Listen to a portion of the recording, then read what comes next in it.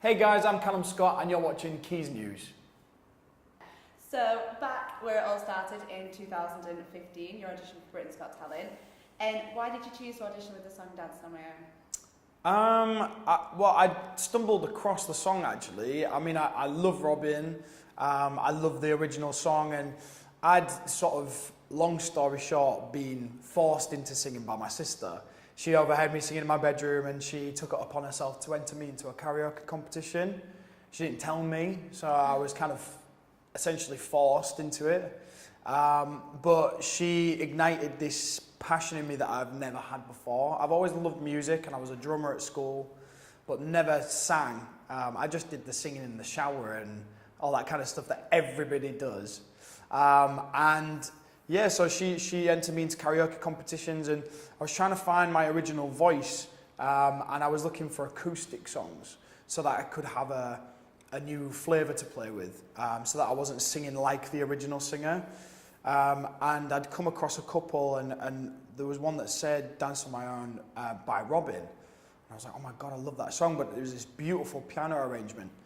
And so I recorded a little bit in my little homemade studio that I made back up at my mum's place in Hull, and I showed it to my mum and my sister, and they just cried. And I thought, well, if it has that effect on me and it has that effect on them, then this is the song that I want to sing to as many people as I can. It is a really moving song. Like, yeah. When we first heard it, I sort of hadn't heard of Robin, but it just makes it sound like an original song. And yeah. when you hear the original one by her, yeah. it's like completely different. Oh my God! And it's testament to her as a songwriter. I mean, when she wrote "Dance on My Own," I was lucky enough to meet Patrick Berger, who is the second writer on the song with Robin, and he was telling me how it came from quite a sad place for her. Like, and I think because of the production and because it was quite a boppy song, it kind of masked the lyrics. And I think when I do my version of that song, it's very stripped back, and it just makes those lyrics very sort of in your face, and it is a heartbreaking song, but it seems to resonate with people all across the world. How is the show, Britain's Got Talent, and being on that show, how's that changed your life? I mean, since I've been on that show, that audition moment for sure has changed the course of my life forever. I mean, I remember it vividly that I was stood backstage with my sister, and she went on, and I'm stood there, my inspiration, singing to those judges, and I was like, she's so brave, and I can't believe that I'm next, and all these emotions I was going through. And then when he was quite mean to her in his critique, and my world just came falling down, because everything I'd prepared for, being nervous and all that kind of stuff, just fell away, because at that moment in time, I was a big brother before anything else, so I just wanted to be there for my sister. And then we was hugging, and we only had like 5 seconds before, and Dec was like, you need to go on. So I went on so raw with emotion, and I didn't really care about the judges, I didn't care about the cameras. I was just like, I've got to put everything that I'm feeling now into this performance. And I think because of how raw that was, that story and that you know, me, my mum, my sister, the ups, you know, the down of my sister, and then me coming on stage and singing with my heart on the line, basically. It resonates everywhere, and everybody always says, oh my God, that audition had me in tears. And it's like, it's because it was probably one of the best and one of the worst days of my life, you know. Great for me and sad for my sister, but that trajectory just, from being a little office worker for 8 years, and then suddenly this whole new life that almost doesn't feel like my old life when I used to work at the office. So and it wasn't that long ago. It's changed everything. 2 years or something, and I've achieved so much in those 2 years as well. I'm now signed with one of the biggest record labels in America, in the world, and I've done some incredible things. I've performed at the Paralympics in Rio de Janeiro. I've sang at Abbey Road in the Beatles room. I've got an album coming. My single's just coming around the corner in November. So there's so much going on. But yeah, I mean, it's completely changed my life.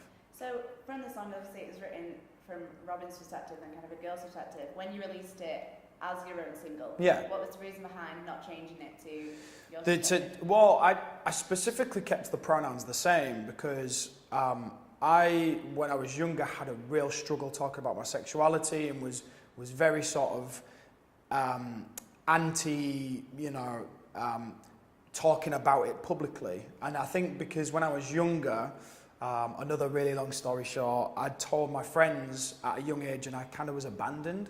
And so I'd always, in my mind, had telling people and talking about my sexuality as losing my friends. And so I already related to the song anyway, of, you know, falling in love with a guy who loves a girl. And so this song just spoke to me. And when I did my version of it, I purposefully didn't change it.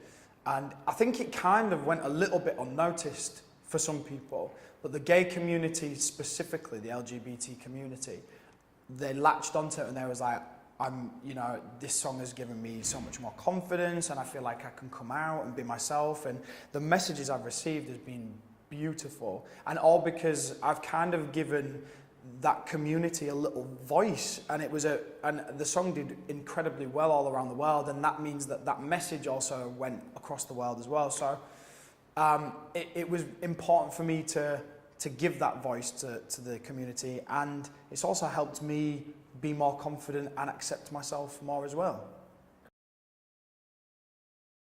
Who are your biggest influences?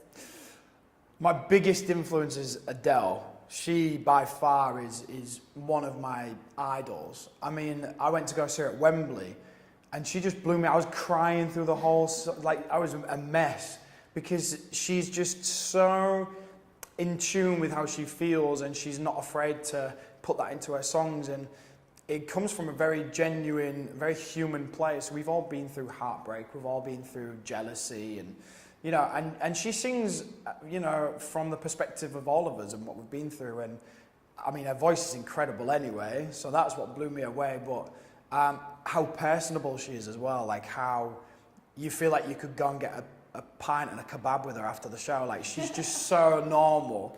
And I love that about her. And specifically in her songwriting, that's the kind of footsteps I've tried to walk in, is, you know, tell people what you're going through and how you're feeling, because chances are, if you're going through something like that and you're very genuine and very authentic, then other people see that and they make that connection, and then all of a sudden you have this relationship with people all across the world that you may never meet, but you share something special because you've both been through something and come out the other end.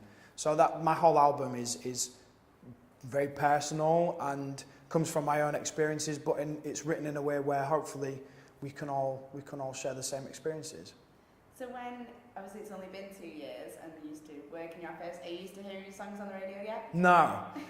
I walked into a restaurant just today. I walked into Zizzy's, and my song comes on as I'm ordering food, and I'm like, it makes it sound like I'm setting this up. Like, I'm going to be in Zizzy in about 20 minutes if you want to put it on your playlist. But I genuinely, it stuns me every time. And funnily enough, I was in Leeds, and I went into a bar, and as soon as I walked in the bar, this guy had finished a Mumford & Sons song, and then his second song was Dance on My Own, and he didn't see me, and it was just very bizarre that sometimes I'll be in places and my song will come on. I went for a date the other night. I went into the restaurant and my song's playing as I walk in. I'm like, my God, it's a surreal experience, but it's very flattering. Yeah. Very flattering. So you're here supporting Emily Sandé on her arena tour. What was it like getting the phone call? Like, one of those things where you're just like, I don't know if you're winding me up, but this is cruel if you are, because I've loved Emily for so long, and like the songs that she's written and recorded, and the performance she's given, like when she was at the Olympics, and the collaboration she's done, like with Naughty Boy, like I love her whole work, you know, and I've said for ages I would love to work with her. When I found out I was label buddies with her, I was like, oh my God, like this brings me that step closer. Label buddies. Yeah, label buddies, yeah, we're rubbing shoulders at the label. And you know, I've met her a couple of times, once at the Brits, once in LA. And I just didn't have the courage to say straight out, oh, would you like to write together one time? And then when they said, we've got an exciting opportunity, I was just like, you don't even need to tell me anymore. You don't need to say anything else. I'm there. And it's been a dream come true. It's like watching a role model of mine and learning every night and watching her performances. And just loving what she does and feeling very honoured, really, that I can follow a superstar around the UK. It's an amazing feeling. So your audition for Britain's Got Talent was here, well, in Salford, right next door to Manchester. Are you excited to be performing for the Manchester crowd tonight? Yeah, so excited. This is one of the ones I've really been looking forward to because it's close to home. I had my audition just around the corner, and people from Manchester love their music, and so I'm more than happy to perform and give them what they want. And you know, I've had so many people saying I'm really looking forward to Manchester. So yeah, and obviously with the history of what's happened with Manchester Arena as well, I'm also going to feel, you know, very privileged and very proud to stand on that stage and sing to everybody there. So what's next for Calum Scott? What's next? I have a single coming. I have my next single, which is called You Are The Reason, and that's available on the 17th of November. And I can't tell you how excited I'm looking forward to having a new single out there. We did put out a song called Rhythm Inside, but we didn't go to radio with it. It was more to keep my very loyal fan base happy and show them that I'm working on other things. But for my second single, I want to go back to what it was that people fell in love with, which for me was a voice and a piano and a very simple, beautiful message. And so I've gone back to that, and I've got some fans who've recorded some of my live performances, and You Are The Reason specifically, somebody put up online. We've not talked about it, we've not shared it, and it's had 4+ million views, and it's crazy because we've not even said that You Are The Reason was going to be the single by then. So it's such an exciting time for me. I've got that single coming in November, the album's coming early next year. I've also worked with Naughty Boy this year, Jonas Blue, so I've got singles coming out with them hopefully towards next year.